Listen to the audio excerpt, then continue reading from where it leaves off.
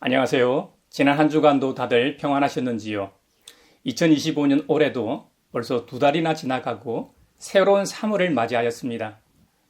오늘은 우리 주님께서 사랑하시는 제자 베드로, 야고보, 요한 앞에서 영광스러운 모습으로 변모하신 것을 기념하는 주일입니다. 너희 모든 목마른 사람들아 어서 물론 나오라. 돈이 없는 사람도 오라고 말씀하시며 예배를 통해 우리에게 은혜 베풀기를 원하시는 하나님께서 지금 우리를 부르십니다. 이제 우리의 마음과 뜻을 다하여 영과 진리로 주님을 찬양하며 예배합시다. 아멘. 사도신경으로 우리의 신앙을 고백합시다. 나는 전능하신 아버지 하나님, 천지의 창조주를 믿습니다. 나는 그의 유일하신 아들, 우리 주 예수 그리스도를 믿습니다. 그는 성령으로 잉태되어 동정녀 마리아에게서 나시고 본디오 빌라도에게 고난을 받아 십자가에 못 박혀 죽으시고 장사된 지 사흘 만에 죽은 자 가운데서 다시 살아나셨으며 하늘에 오르시어 전능하신 아버지 하나님 우편에 앉아 계시다가 거기로부터 살아있는 자와 죽은 자를 심판하러 오십니다. 나는 성령을 믿으며 거룩한 공교회와 성도의 교제와 죄를 용서받는 것과 몸의 부활과 영생을 믿습니다. 아멘. 땅들아 바다야 많은 섬들아 찬양을 주님께 드리어라. 싸움과 죄악이 가득한 땅에 찬송이 하늘에 사무치네.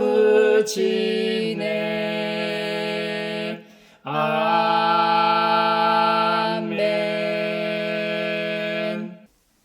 주님께서 다스리시니 무백성아 떨어라.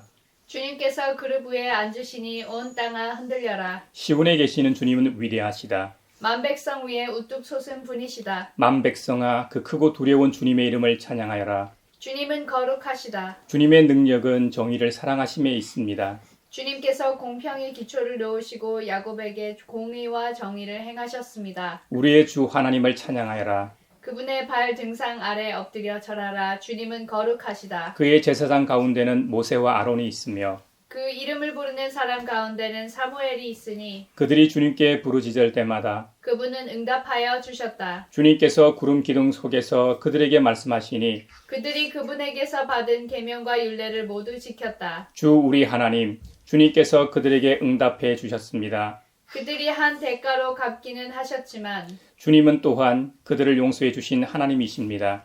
주 우리 하나님을 높이 찬양하여라. 그 거룩한 산에서 그분을 경배하여라. 주 우리 하나님은 거룩하시다. 아멘.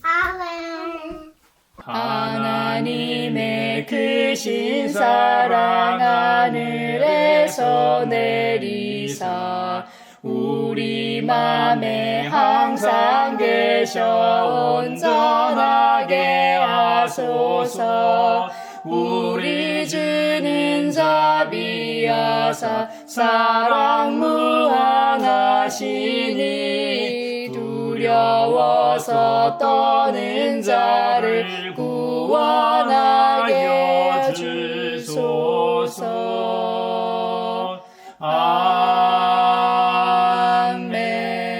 아멘.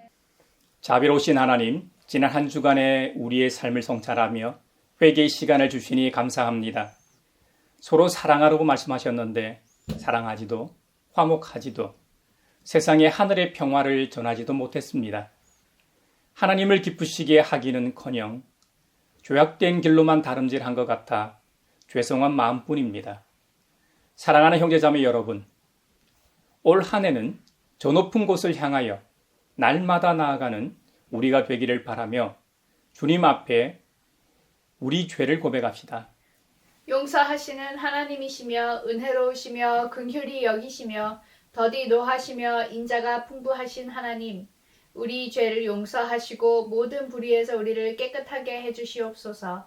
내 마음속을 비추시는 주님, 어둠에서 나를 지켜주소서. 내 맘속을 비추시는 주님 당신 사랑 안에 쉬리라 내 맘속을 비추시는 주님 어둠에서 나를 지켜주소서 내 맘속을 비추시는 주님 당신 사랑 안에 쉬리라.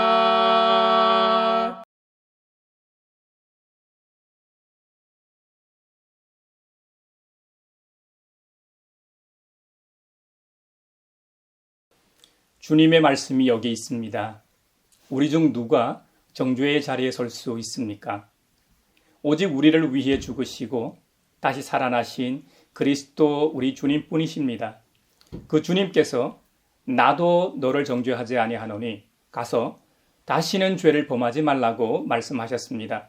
그 주님께서 우리의 죄를 용서하셨음을 주님의 이름으로 선언합니다. 아멘. 찬미하여라 오 나의 영혼아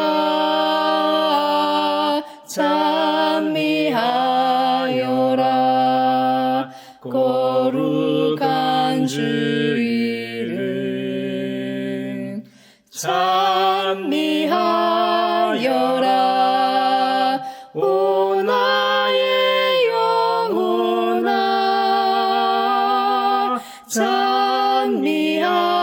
찬미하여라 거룩한 주 이름. 오늘 우리에게 주신 첫 번째 말씀은 출애굽기 34장 29절에서 35절입니다. 하나님의 말씀을 경청하십시오. 모세가 두 증거판을 손에 들고 시내산에서 내려왔다. 그가 산에서 내려올 때에 그의 얼굴에서는 빛이 났다. 주님과 함께 말씀을 나누었으므로 얼굴에서 그렇게 빛이 났으나 모세 자신은 전혀 알지 못하였다.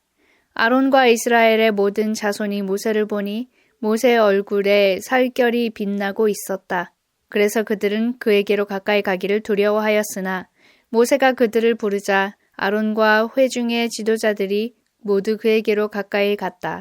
모세가 먼저 그들에게 말을 거니 그때에야 모든 이스라엘 자손이 그에게로 가까이 갔다. 모세는 주님께서 시내산에서 자기에게 말씀하신 모든 것을 그들에게 명하였다. 모세는 그들에게 하던 말을 다 마치자 자기의 얼굴을 수건으로 가렸다. 그러나 모세는 주님 앞으로 들어가서 주님과 함께 말할 때에는 수건을 벗고 나올 때까지는 쓰지 않았다. 나와서 주님께서 명하신 것을 이스라엘 자손에게 전할 때에는 이스라엘 자손이 자기의 얼굴에서 빛이 나는 것을 보게 되므로 모세는 주님과 함께 이야기하러 들어갈 때까지는 다시 자기의 얼굴을 수건으로 가렸다. 아름답고 귀한 말씀 생명샘이로다 아름답고 귀한 말씀 생명샘이로다. 오늘 우리에게 주신 두 번째 말씀은 고린도후서 3장 12절에서 4장 2절입니다. 하나님의 말씀을 경청하십시오. 우리는 이런 소망을 가지고 있으므로 아주 대담하게 처신합니다.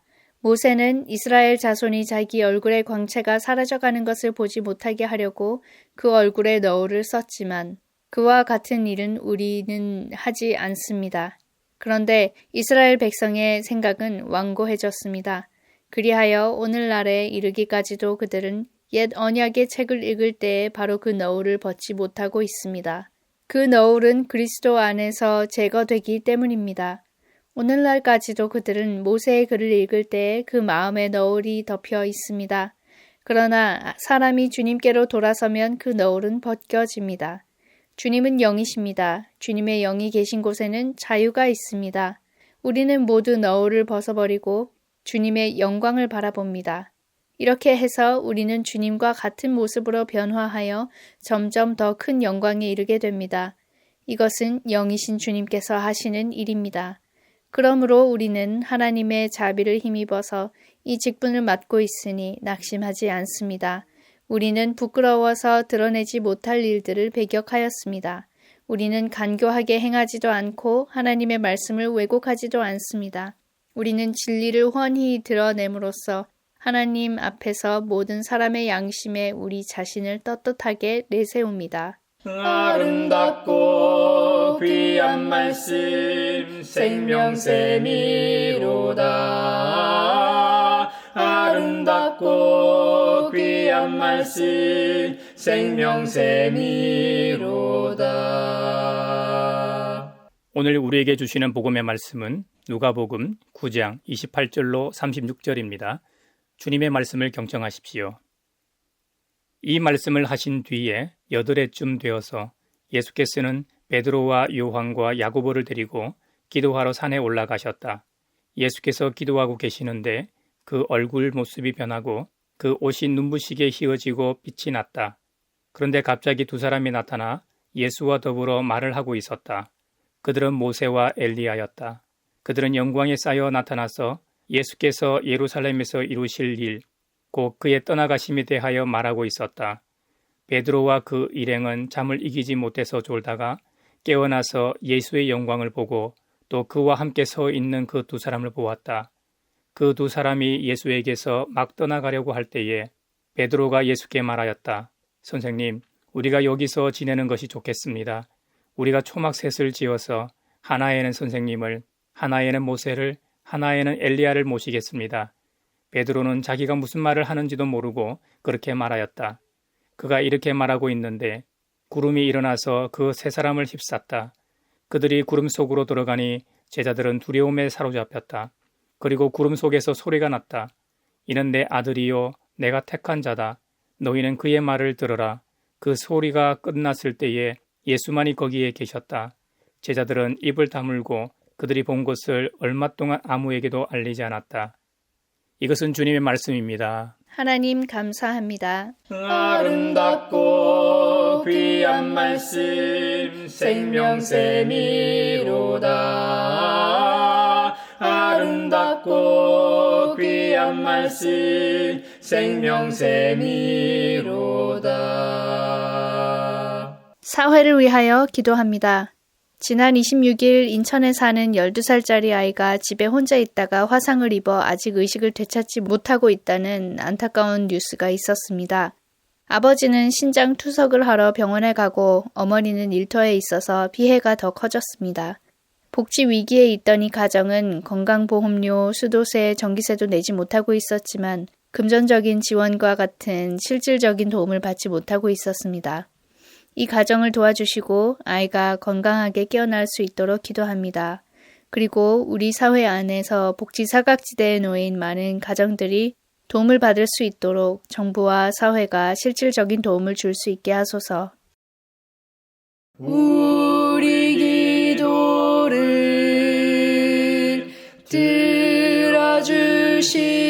들어주시고 주님의 평화를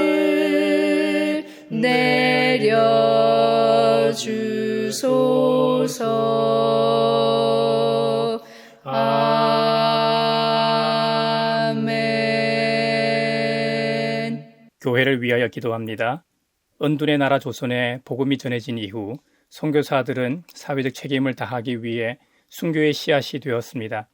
그 순교의 씨앗을 이어받은 한국 교회도 그동안 교육과 의료, 사회복지 분야에 힘을 쏟아왔습니다. 한국 교회의 섬김과 헌신을 부인할 사람은 한국 사회에 없을 겁니다. 그럼에도 불구하고 오늘의 현실은 우리의 순수한 사랑의 실천이 의심받는 지경에 이르렀습니다. 한국 교회와 성도들의 나눔과 섬김의 따뜻한 감동이 반향을 일으키게 하시고 무엇보다 그리스도의 십자가의 사랑이 필요한 이들에게 전해지게 하소서. 우리 기도를 들어주시고 주님의 평화를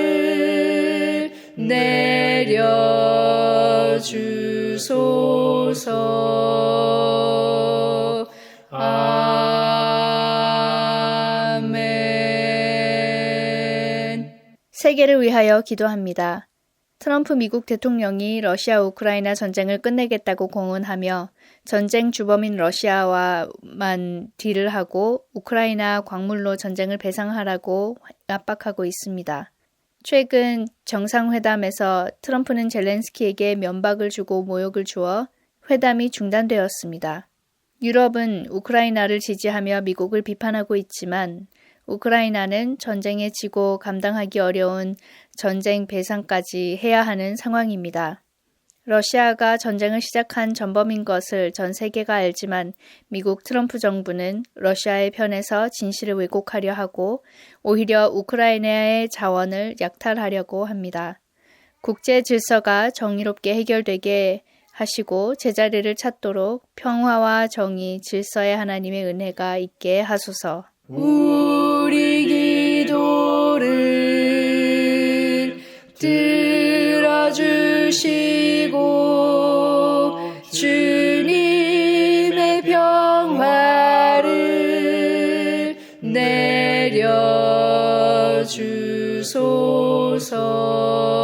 내려주소서.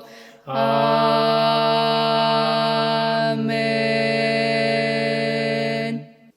며칠 전에 아이들과 함께 집 근처에 있는 식당에서 저녁 식사를 했습니다.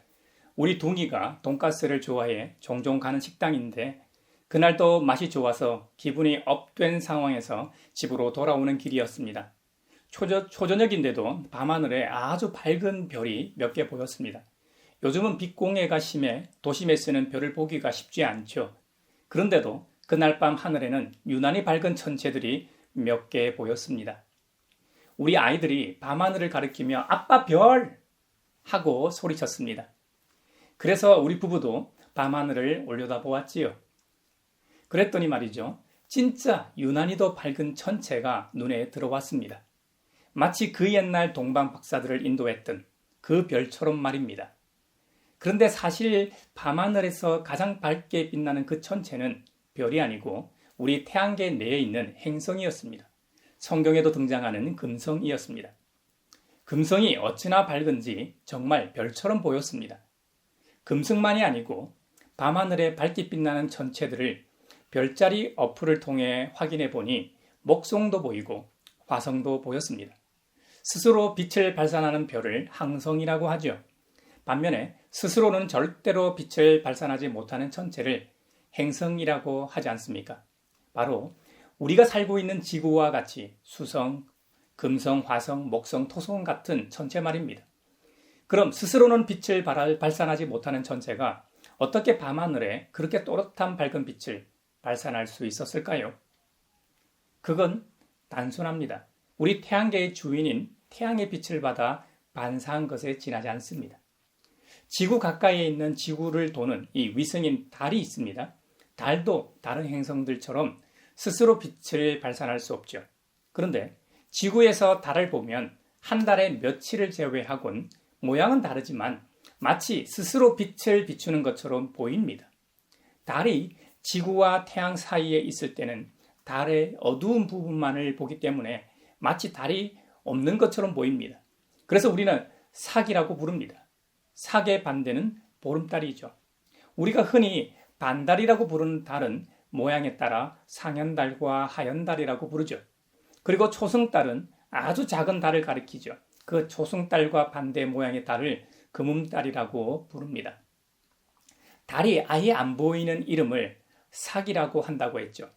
사기의 영어식 이름은 뉴문입니다. 뉴문. 이름에서 알 수 있듯이 새롭게 시작하는 달이라는 뜻이죠. 우리네 이름도 초하루의 삭, 초하루의 의미를 가지고 있으니 같은 뜻이죠. 그런 면에서 보면 동서양에서 달을 동일하게 생각했다는 점도 흥미로운 점이네요. 제가 개인적으로 천체를 좋아하기도 하고 오늘 성경 스토리를 풀어가다 보니 달의 모양과 이름까지 이야기하게 되었습니다. 별과 행성과 같은 원리의 말씀이 오늘 본문이기 때문에 우리 모두가 다 아는 우주 현상을 예로 들어 설교를 시작했습니다. 이스라엘 백성들이 이집트 파라오의 핍박에서 출애굽한 후 광야에서 있었던 일입니다. 하루는 그들을 이집트에서 이끌어낸 모세가 여호와 하나님을 만난다고 하고 시내산에 올라갔는데 내려오질 않았습니다. 몇십일이 지나 모세가 시내산에서 내려왔는데 이 두 눈을 뜨고는 쳐다볼 수가 없었습니다. 물론 모세의 이 양손에는 두 십계 돌판이 들려 있었습니다. 이스라엘 백성들 입장에서는 하나님께서 주신 십계 돌판은 눈에 들어오지도 않았습니다.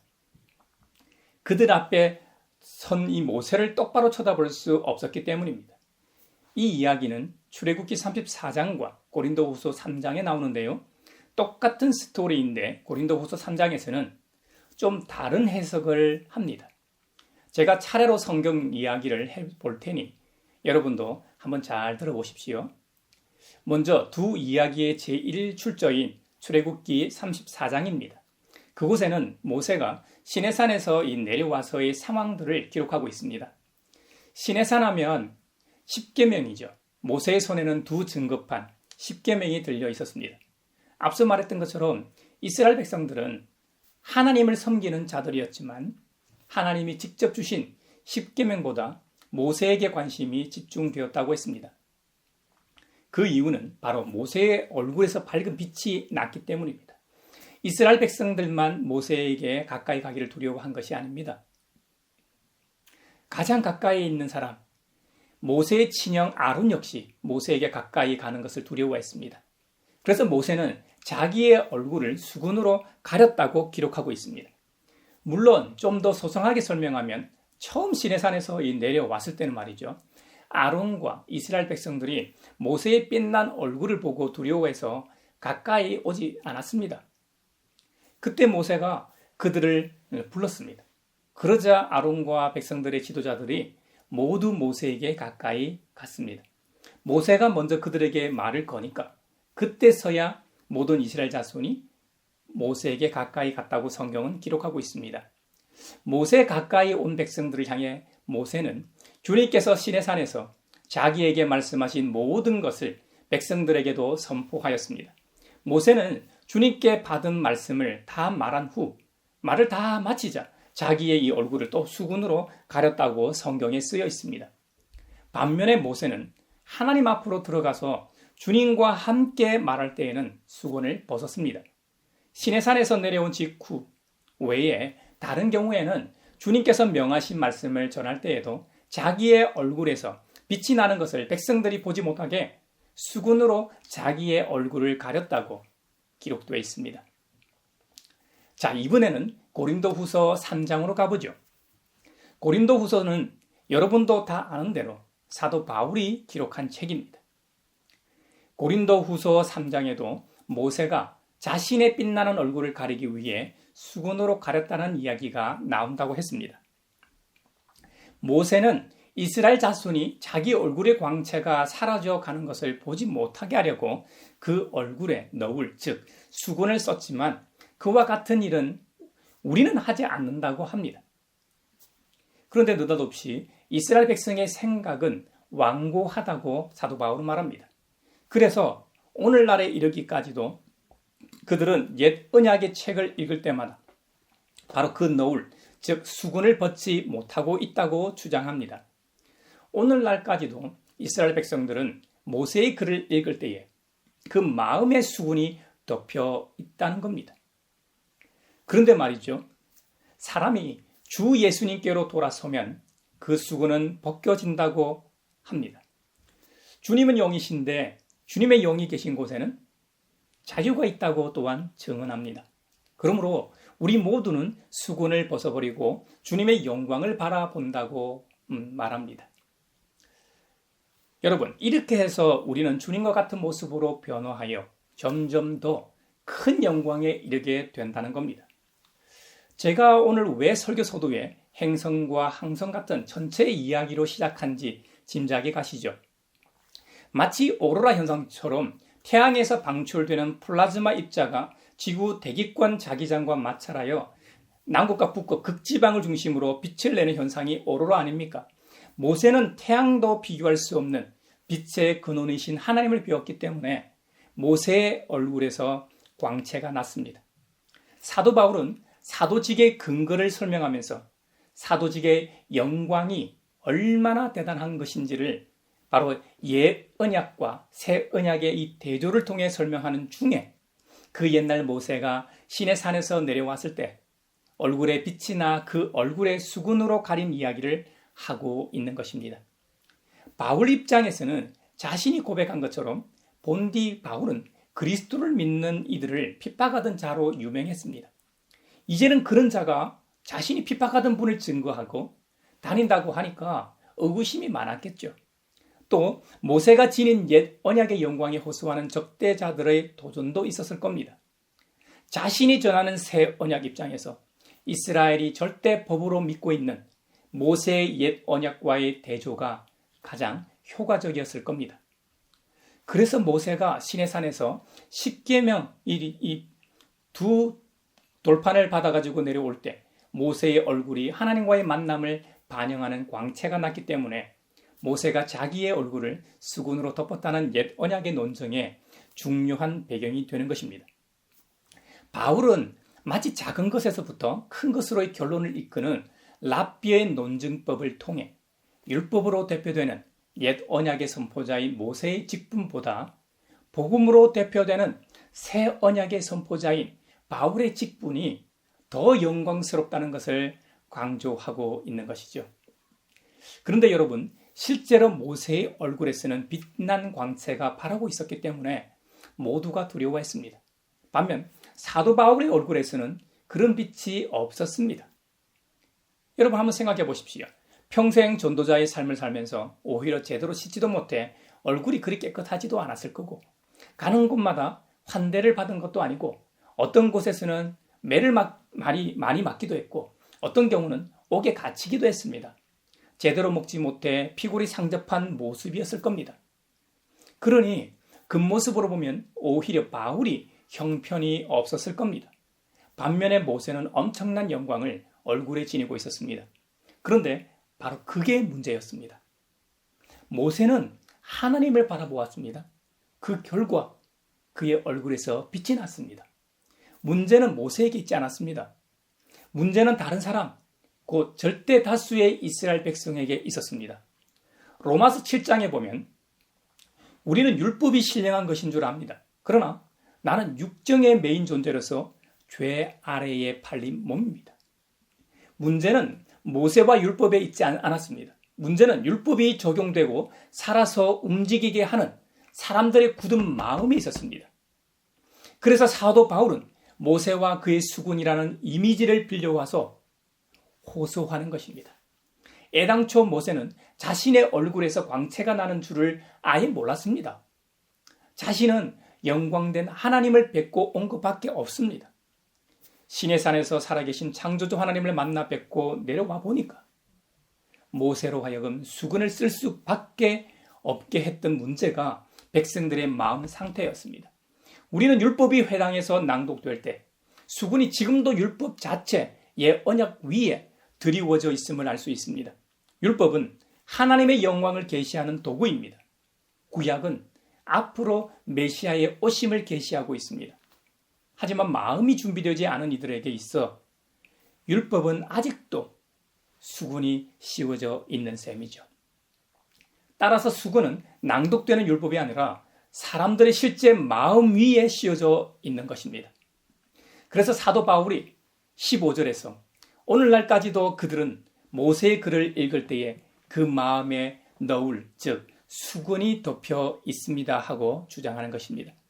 물론 바울 역시도 나는 유대 사람이다라고 말하는 것은 아닙니다. 유대 사람이 아니다라고 말하는 것은 아닙니다. 그도 그들 중에 하나라고 생각하고 있습니다. 그는 과거의 자신처럼 십자가에 달리신 예수 그리스도가 하나님의 메시아이심을 깨닫지 못하고 있는 자신의 동족들을 위해 그들에게도 수군이 벗겨지기를 간절히 바라며 간구하기도 했습니다. 자, 그렇다면 예수님을 보지 못하게 하는 수군은 어떻게 벗겨질 수 있을까요? 바울은 계속해서 출애굽기 34장을 이야기합니다. 모세와 수군 이야기에서 모세는 성막으로 들어갈 때는 수군을 벗었다고 했습니다. 성막은 주님의 임재를 상징합니다. 즉 여호와 하나님의 임재 안으로 돌아갈 때는 수군을 벗는다는 의미입니다. 수군이 필요했던 이유는 앞서 설명한 대로 이스라엘 백성들의 마음이 완고했기 때문입니다. 하지만 주님과 얼굴을 마주대하게 되면 수군이 필요 없게 됩니다. 그래서 바울은 출애굽기 34장 내용을 빌려와서 주님께로 돌아서면 수군은 사라진다고 강조하고 있습니다. 이제는 확장된 이 의미로 누구든지 주님께로 돌아서면 누구라도 우리 주님께로 돌아설 때마다 수군이 사라진다는 겁니다. 할렐루야. 그 옛날 모세가 하나님께로 돌아가는 모습을 오늘의 용어로 말하면 회개하다, 회심하다로 표현할 수 있습니다. 예수님을 믿기 이전에는 아무리 성경을 읽어도 그 신비와 비밀을 깨닫지 못합니다. 하지만 예수님을 나의 구주, 하나님으로 영접한 이후에는 어떻습니까? 성경을 읽을 때마다 저와 같은 목회자가 아니더라도 성령님의 직접 조명하심으로 인해 깨달아가게 됩니다.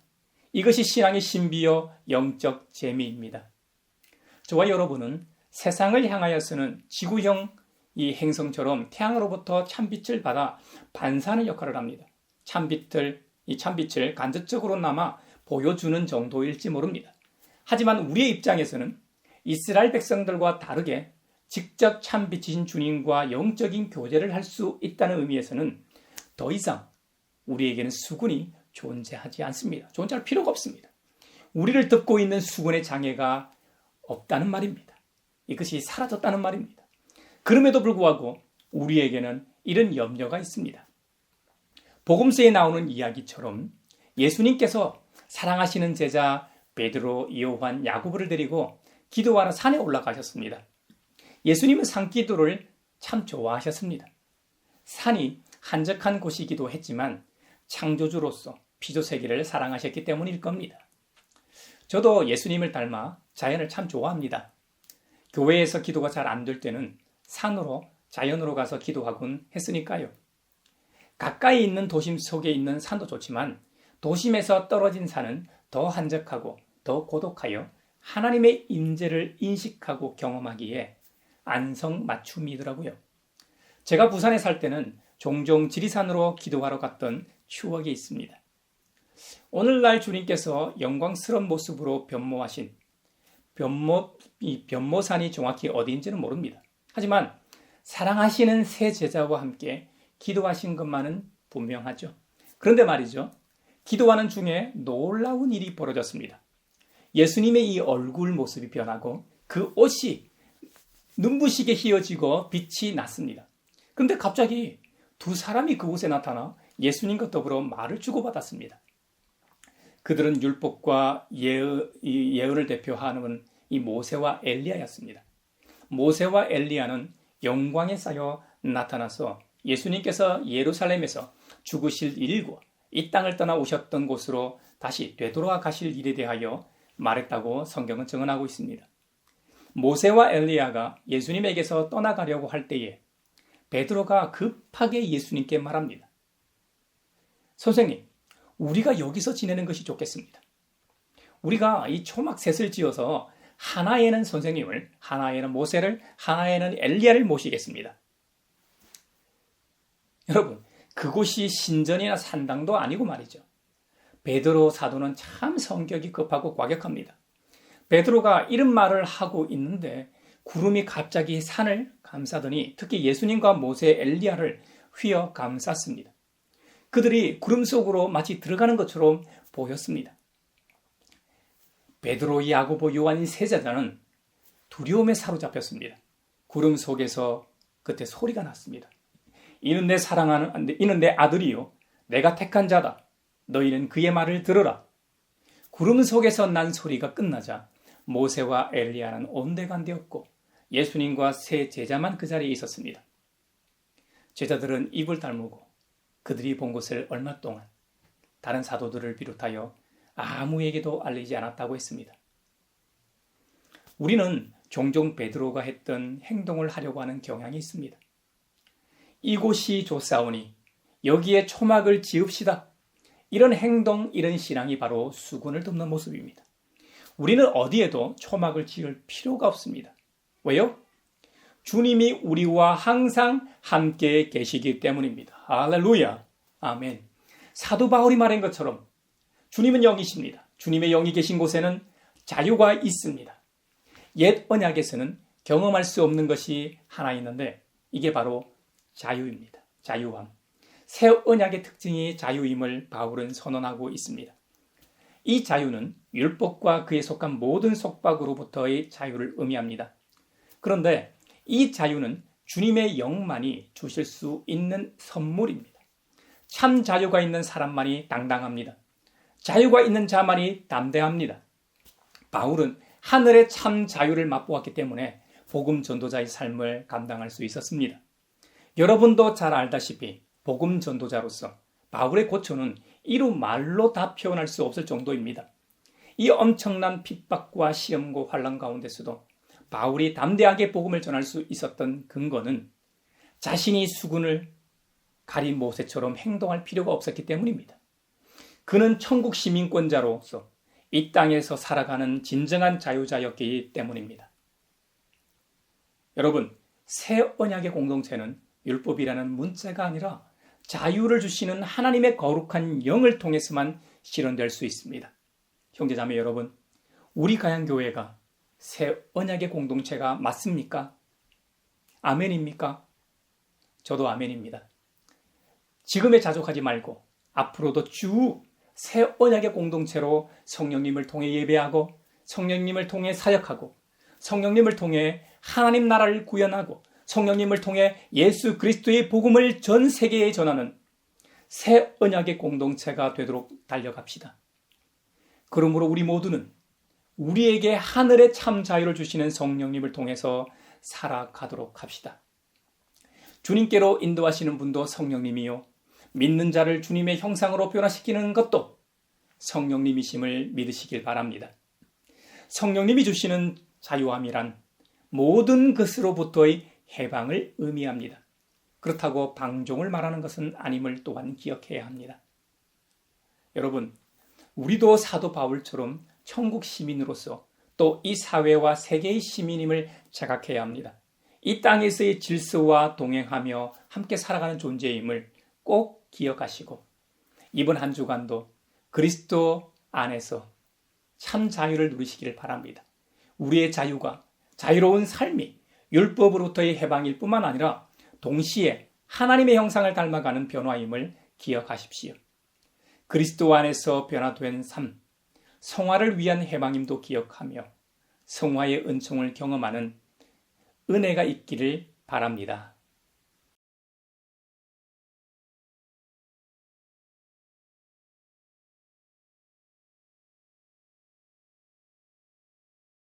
내게 있는 모든 것을 주를 위해 드리네.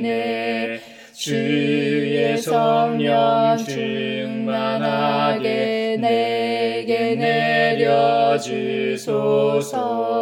주께 드리네, 주께 드리네.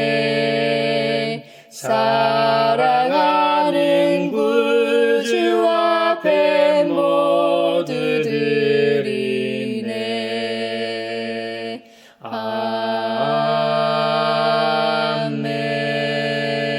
아멘.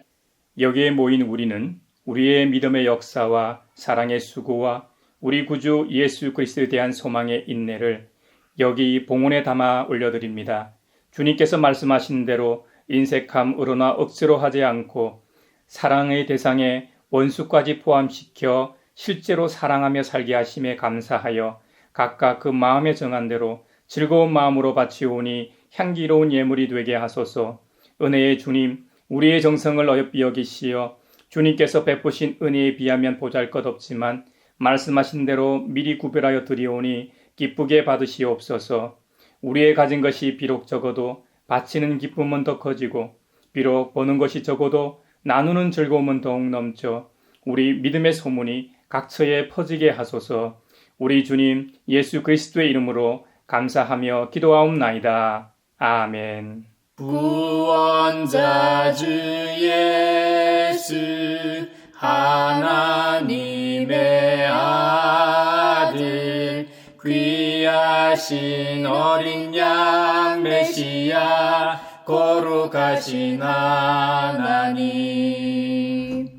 오 하나님 감사해 독생자 주시고 또 성령님 보내사 주의 일을 이루시네. 서로 평화 인사를 나누겠습니다. 주님의 평화를 빕니다. 주님의 평화를 빈다 얘들아. 주님의 평화가 여러분과 함께 하시기를 바랍니다. 이제 축도하겠습니다. 우리를 하나님 나라의 백성으로 부르신 하나님께서 여러분에게 복의 복을 내려주셔서 언제 어디서나 여러분을 지키시기를 원하며 주님께서 그분의 인자한 얼굴을 여러분과 여러분의 자녀와 가정에 비추사 필요에 따라 물질과 건강과 은혜 베푸시기를 원하며 주님의 몸된 하나의 거룩하고 보편적인 사도적인 모든 교회와 함께 하시길 원하며 이 시간에도 하나님 나라와 예수 그리스도 복음 전파를 위해 애쓰며 수고하고 있는 모든 선교사들과 함께 하시길 원하며 오늘 말씀처럼 성령님을 통해 하늘의 자유함을 체험한 사람들 위에 평강 주시기를 성부와 성자와 성령의 이름으로 축원하옵나이다. 아멘.